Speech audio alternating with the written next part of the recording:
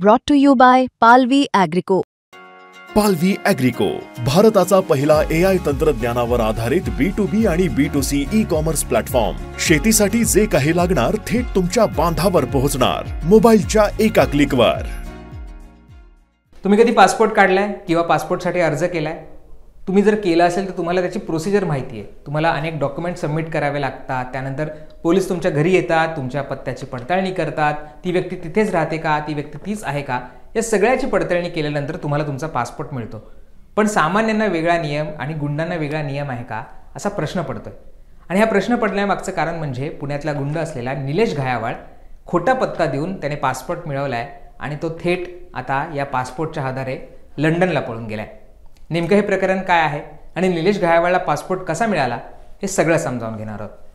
सुरुवात होते 17 सप्टेंबरपासून. 17 सप्टेंबरची रात्र असते. पुण्यातल्या कोथरूडचा भाग असतो. कोथरूड पोलीस स्टेशन तुम्हाला माहीत असेल.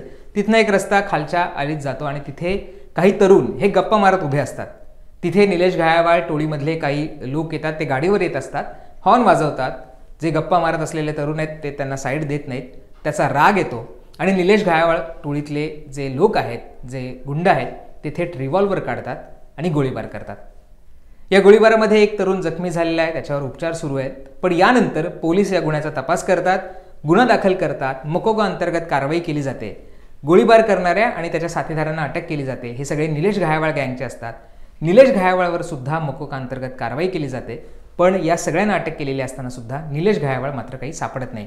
आता या अटक केलेल्यांमध्ये कोण आहे? तर या अटक केलेल्यांमध्ये मयूर कुंबरे, रोहित आखाडे, गणेश राऊत, मयंक व्यास, आनंद चांदेलकर, दिनेश फाटक अशी अटक केलेल्या आरोपींची नावं आहेत. आणि यांच्याबरोबरच निलेश घायावाळ याच्यावर सुद्धा मकोकाचा गुन्हा हा पोलिसांनी दाखल केलेला आहे.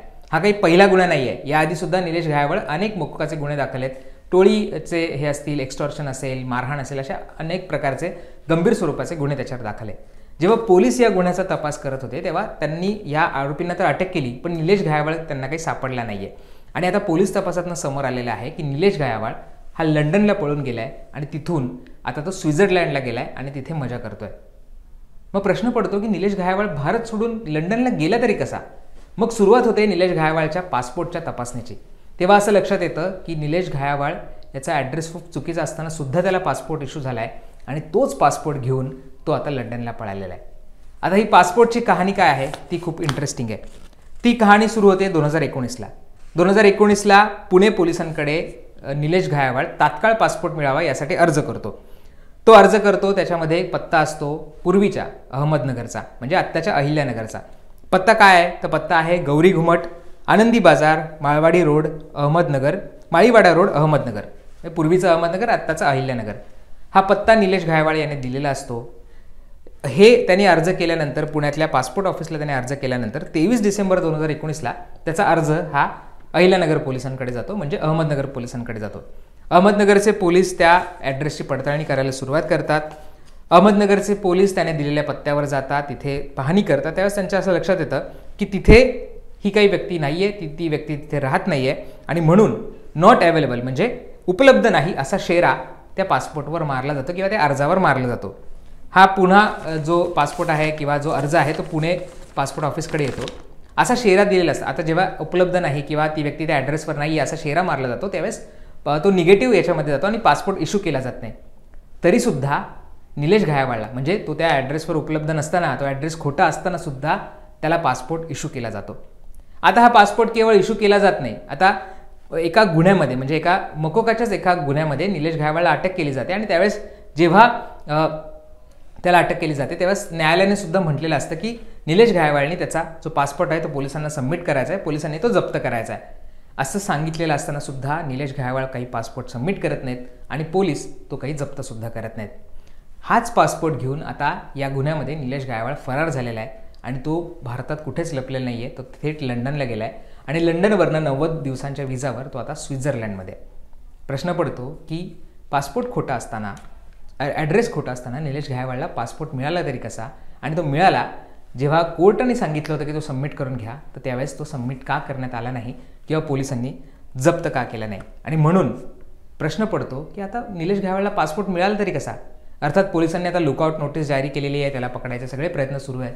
पण खरंच तो आता पोलिसांच्या हाती लागणार आहे का? खरंच तो लंडनवरनं पुन्हा भारतात येणार आहे का? असे अनेक प्रश्न आहेत. पोलिसांनी आता लुकआउट नोटीस जारी केली आहे. पासपोर्ट त्याला कसा काय इश्यू करण्यात आला याचा सुद्धा शोध आता पोलिसांकडनं केला जातोय. पण प्रश्न पडतो की इतक्या गंभीर गुन्ह्यातला आरोपी हा फरार होतो तरी कसा? पोलिसांना कळत नाही का? पोलीस त्याचा पासपोर्ट जप्त करत नाहीत का? आणि जर पासपोर्टमध्ये अवेलेबल नाही, उपलब्ध नाही असा शेरा दिलेला असताना निलेश घायवाळला तेव्हाच पोलीस पासपोर्ट किंवा जी पासपोर्ट अथॉरिटी ती पासपोर्ट कसा काय देते? आणि जर दिला असेल तर तो जप्त का केला जात नाही? अनेक प्रश्न आहेत, त्याची उत्तरं काही माहीत नाही आहेत. अर्थात या गुन्ह्यामध्ये आता त्याचा शोध सुरू आहे. हा काही एक गुन्हा नाही आहे, तो जामिनावर बाहेर आहे. याच्या आधीसुद्धा त्याच्यावर अनेक मोक्काचे अंतर्गत गुन्हे आहेत. त्याच्यावर अनेक वेळा कारवाई झालेली आहे, त्याच्या गँगवर कारवाई झालेली आहे. पण अजूनही तो आता फरार असल्याचं समोर आलेलं आहे. पुण्यातल्या गँगवर तुम्हाला माहिती आहे, गजा मारण्याचा एक साथीदार म्हणून निलेश घायवाळला ओळखलं जातं. एक्स्टॉर्शन असेल, इतर गंभीर स्वरूपाचे गुन्हे आहेत ते त्यांच्या टोळीकडनं सातत्याने केले जातात. आणि अशावेळी पोलिसांचं खरंच या गुंडांवर जरब आहे का? पोलिसांच्या हातावर तुरी देऊन हे आरोपी कसे काय परदेशात पळून जातात? असे असंख्य प्रश्न या निमित्तानं उपस्थित होत आहेत. तुम्हाला या सगळ्या प्रकरणाबद्दल काय वाटतं हे आम्हाला कमेंट करून सांगायला विसरू नका. आणि मुंबई तकला सबस्क्राईब केलं असेल ते सुद्धा करा. धन्यवाद.